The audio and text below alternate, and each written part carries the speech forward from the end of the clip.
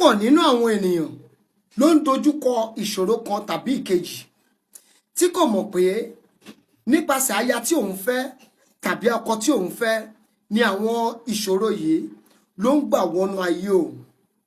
À ń sọ̀rọ̀ nípa emèrè wípé kì í ṣe gbogbo emèrè, kì í ṣe gbogbo ẹgbẹ́ là ń tù lójú.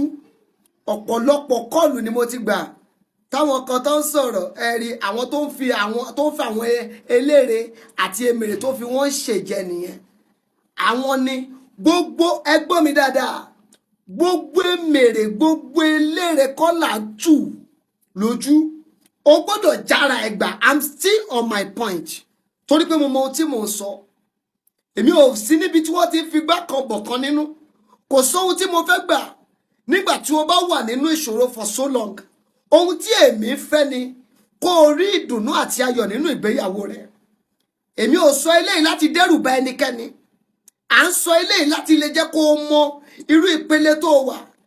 Ọ̀nà àbáyọ sì wà kó sì lè mọ̀ láti súnmọ́ àwọn tó máa súnmọ́ tó máa ràn ẹ́ lọ́wọ́ nínú ọ̀nà àbáyọ.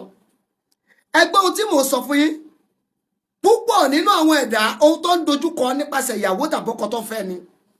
Kì í ṣe gbogbo ènìyàn ni ó dára kí ó wà nínú ẹgbẹ́, nítorí pé bí ọkùnrin tàbí obìnrin bá fẹ́ eléré alákìísà ní ìyàwó tàbí ní ọkọ, èyí ni àwọn nǹkan tí yóò máa ṣẹlẹ̀. Iṣẹ́ ọkọ tàbí aya rẹ̀ kò ní lọ síwájú. Ìdádúró yóò wáyé lẹ́nu iṣẹ́ ọkọ tàbí aya rẹ̀. Gbèsè àìmọ̀dí yóò máa kọlù wọn nínú ìgbéyàwó yẹn. Ìkórìíra lẹ́nu iṣẹ́ yóò máa kọlù wọn nínú ìgbéyàwó rẹ̀.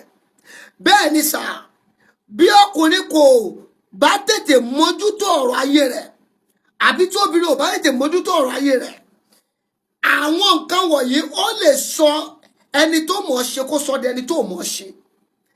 Àní mò ń sọ fún ẹ wípé emèrè alákìísà àwọn kì í tù wọ́n lójú. Wọ́n máa ń já wọn gbà ni. Sórí èmi sọ àwọn àṣírí fún ẹ. Pàtó lélẹ̀ mo sì máa tún jáde.